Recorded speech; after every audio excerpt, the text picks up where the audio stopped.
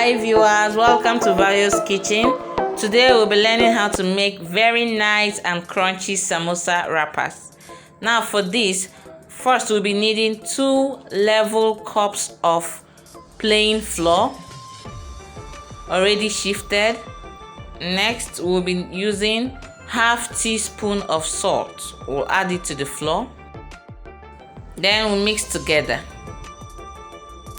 Next, we're adding half cup of water. We'll be adding the water gradually, little by little. After each addition, we'll mix together with the flour in order to form a dough.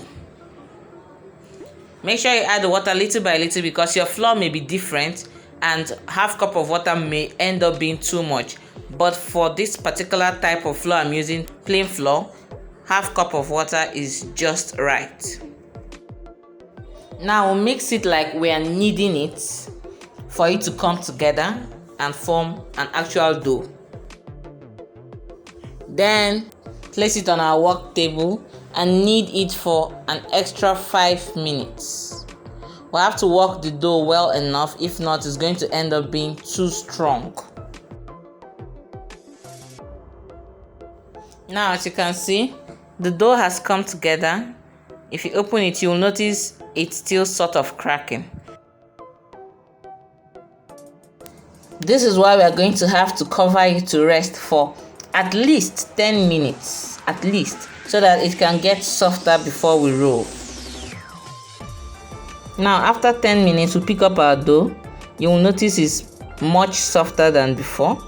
Then we'll divide it into 4 equal parts. You can use your knife or your scraper like I'm doing. Divide it into 4 equal parts. Then we'll go ahead to divide it further into 8 parts.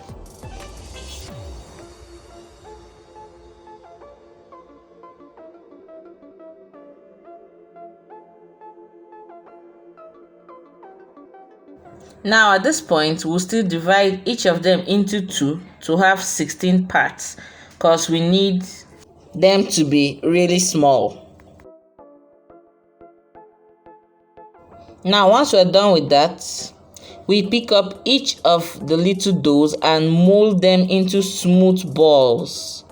This is to make us have a precise round shape as we roll out.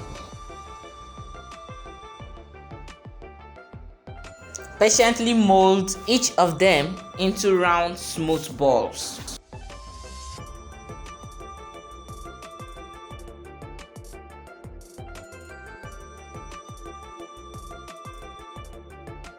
Now we are going to pick each of the balls one by one and roll them out as flat as possible.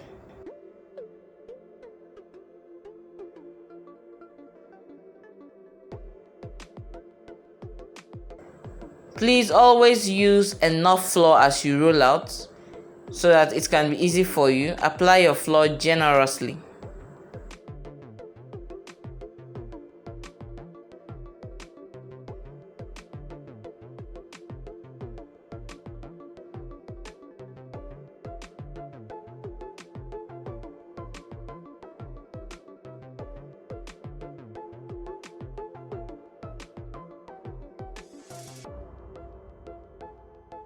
We are first going to start with 5 balls because we just need a stack of 5 flat doughs.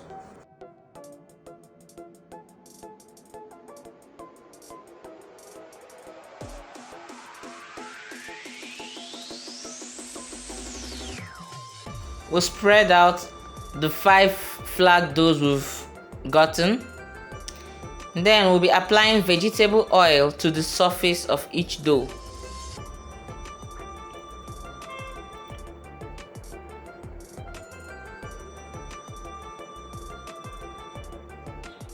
Then we stack them above each other carefully.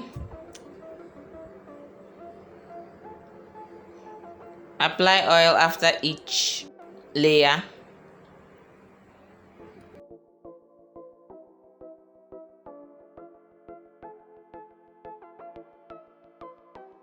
Then we place the last layer, but we do not add oil at this point.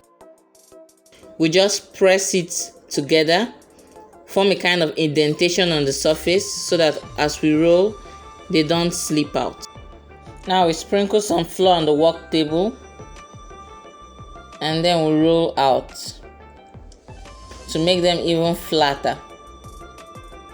Here we'll have 5 flat doughs stacked on top each other, and then we are rolling them together to further increase their surface area. Now that is done and it's flat enough, we'll place it in a dry skillet or non-stick pan and take it to heat. This has to be cooked on medium heat for about 2 minutes 30 seconds. Make sure you cover the pan for the heat to go round. Now after 2.5 minutes, you will notice it's already rising. We'll flip it over for the upper part to also cook, and then we'll cover the pan. Now you will notice that the doughs are already separating. This means it is ready. Next, we'll have to separate each of the doughs, but first we'll cover it to cool down for about 5 minutes. Separating them, you'll notice that the first layer is always tough, the first and last layer, but the other layers are smooth, transparent, and very easy to separate. If this recipe is followed accordingly, you'll notice that while separating your samosas, they won't even tear. As you can see, you can actually see through these wrappers, and frying them, they will be really crunchy.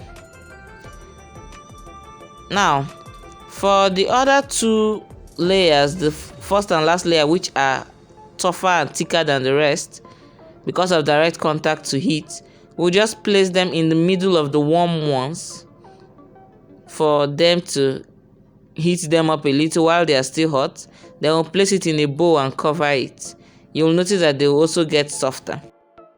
This exact process is going to be repeated for the remaining 11 balls. We'll roll them out, stack them with vegetable oil between each layer, roll them flatter, and take to heat on a skillet, on a dry skillet. The exact same thing, I'm just quickly going to rush the process here.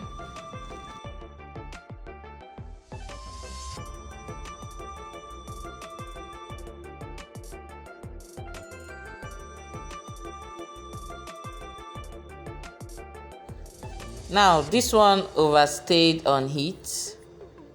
You'll notice that it's going to be a little bit harder to separate, and the last layer it's going to be much tougher, but it's still soft, transparent, and smooth just like others. Now I personally love this method of making my samosa wrappers because the samosas come out really crunchy and very nice. Now if you enjoyed this video, please give me a thumb up. You can drop your questions and comments in the comment section. I'll also drop the recipe in the comment section. Now my next video is going to be about how to wrap our samosas and how to make the samosa filling. Please stay tuned. You can subscribe if you have not done that so that you'll be alerted when I post that video. Thank you very much for being with us. Till next time. Bye.